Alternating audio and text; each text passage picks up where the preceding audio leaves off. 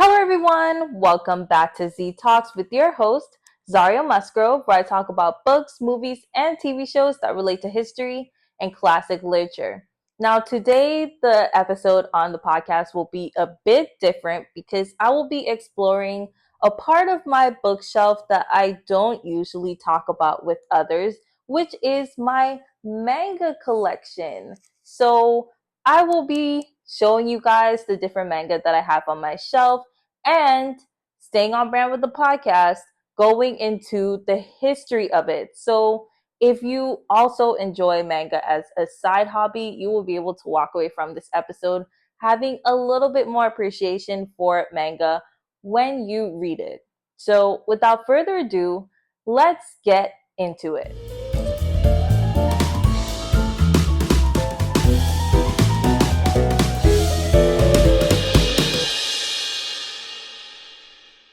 Now, for me, my manga obsession really started from me starting to watch anime about 3 years ago, and I was watching it, but the episodes weren't coming out fast enough, mainly with Attack on Titan, because that's the first anime I started watching, and it wasn't coming out fast enough, so I decided to start reading manga. But I did this with my favorite anime, which is Black Clover. And I started reading the manga for Black Clover from my local library. But every time I went to go and pick up certain volumes, they were either in use or they didn't have it. So I'd have to go to different library branches and try to search it out or just have to wait. And that is what prompted me to start collecting my own volumes. But the Black Clover volumes were a bit too much for me in terms of having too many volumes. So I started with an achievable manga collection, which was Mob Psycho. I currently have all 14 volumes up to this point. I need to get volume 15 because I know it is out. But for now, I am pretty much updated. And then I started reading Spy Family. I have 10 volumes right now. I'm halfway through them on volume 5. And I also have Tokyo Revengers, but that's something that I just started along with Chainsaw Man. But I am trying to get through Spy Family right now before I start a new series, because once I start a series, I have to collect the volumes so that when I binge read it, I have the volumes back to back. But I digress. For me, that is how my obsession started and how I started collecting these volumes that you see on my top shelf. But as I read these volumes, I then thought to myself about the history of it, because obviously I am an amateur history buff and I always try to think about the history behind certain things. So I started thinking about the history of manga. And I did a little research, which I want to share with you guys today. So, upon going across different journal articles, I found that all of them kind of came to the consensus that manga as we know it today kind of originated from this piece called Frolicking Animals, Hand Scrolls of Frolicking Animals in 1200 AD. And that is kind of the consensus for the first piece of manga as we know it in today's day and age, which is a mixture between, I would say, drawing slash painting with writing. But upon doing further research, I came across this journal article, which I really loved because I feel like it really talked about the changes that manga went through throughout the years. And the journal article is called The Formation of an Impure Genre on the Origins of Manga. Now, this journal article talks about the predecessor of manga, which it calls Panchi. So, according to the article, manga, as we now see it in its current form, became more popularized during the Meiji period, 1886 to 1912, and the Taioshi period, 1992 to 1912 to 1926. And if you see me looking down, obviously I'm looking at my Lilo and Stitch notebook just to give you guys a little bit of accurate information here. So, as I said, manga became popularized or more mainstream and known throughout those periods, the Meiji and the Taioshi period. But the predecessor to manga was a different art form called panchi. Now, this art form was similar, but kind of really different in its own right, mainly because panchi had more text is something that the article wants to emphasize. With Panchi, there was more text because there was an oral culture and history tradition during the Edo period. So when they had Panchi, the text within the pictures was meant to be read out loud. So there was more text. And the text that was written was in a different style because it was written for you to read out loud.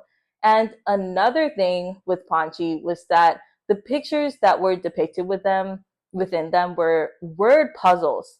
They weren't depicting things literally. So they would put pictures in the Panchi that was alluding to other things. It wasn't supposed to be read or just conceived literally. You had to deduce as a reader what the pictures actually meant to get the full grasp of what you were consuming. So I found that interesting. But manga, as we know it today, kind of shifted from Panchi through the rise of magazines and newspapers because it was Banchi was featured in magazines and newspapers, but when they skyrocketed and this medium became more popular, magazines and newspapers needed Panchi to be more easily digestible to a broader range of audiences. So it found that having large sums of text was kind of inefficient for broader audiences to digest it. So they started cutting back on the amount of text, and they also started making the pictures and just the visual depictions of things in Panchi more literal because they found that broader audiences weren't as appealed to it if the depictions always had to be deduced and you always had to figure out what it was alluding to. So they just simplified it and made what was the pictures in the Panchi just more literal. So if it showed a man, it was just a man. You didn't have to refer to anything.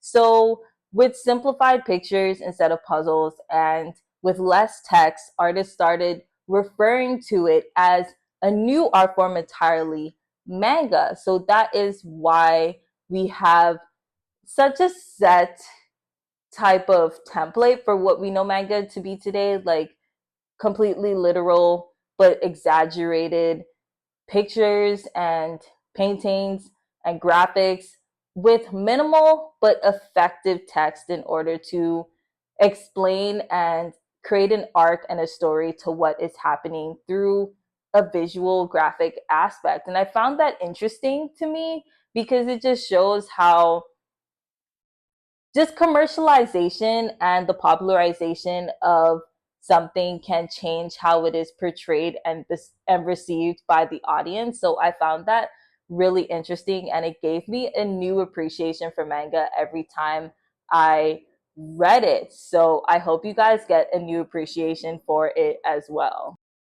But yeah, that is honestly all I have to say today about manga, my collection, and the history of it. Just like manga, it's short, punchy, and to the point.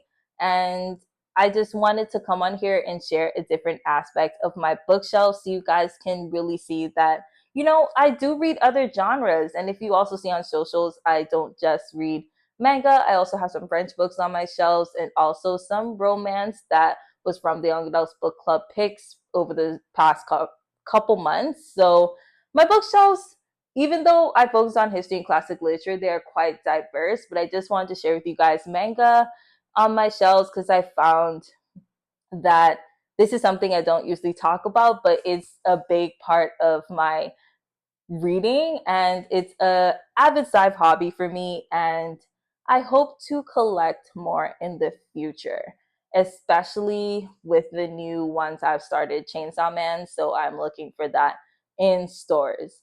But yeah, that is all I have to say today about manga. If you guys have any collections in your bookshelves or you like my collection or you want to recommend any other manga for me to read, feel free to comment and let me know. Or if you know any other cool tidbits on the history of manga, let me know also.